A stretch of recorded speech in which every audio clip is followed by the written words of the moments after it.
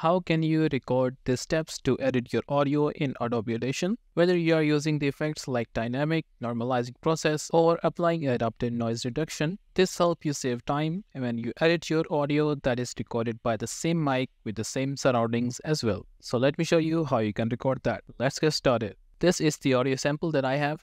Hello and welcome.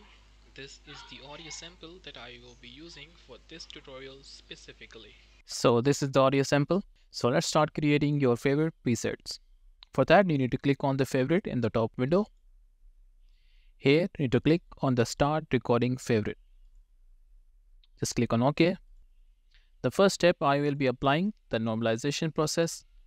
For that, you need to go to the effects and then click on amplitude and compressions. Here, you need to click on the normalize process.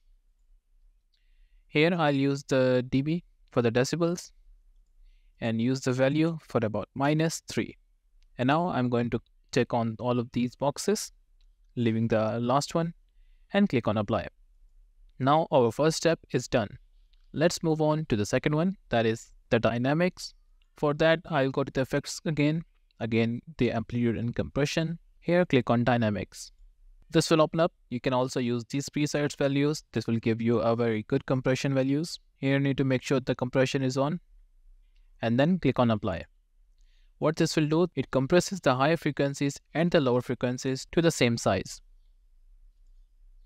You see, the lower frequencies are now higher and the higher are now lower.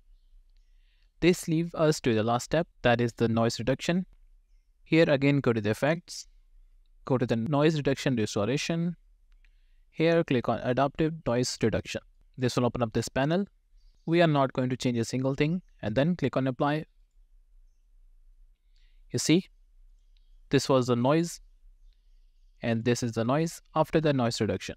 Now, once all of the steps are done, you can stop the recording. You need to go to the favorites and then click on stop recording favorite. You can name it whatever you want. And then you need to click on OK. Now, for example, if I delete all of these processes that I did, this is my audio before the editing. Now, if I go to the favorites and here, just click on the startup that I just recorded. This will do all of these steps without you needing to do it every single time. And that's it for today's video. If you have any questions regarding this, do let me know in the comment section below. Also, if you like this video, make sure to leave thumbs up and subscribe to our channel for more. Thank you for watching. I'll see you in the next one.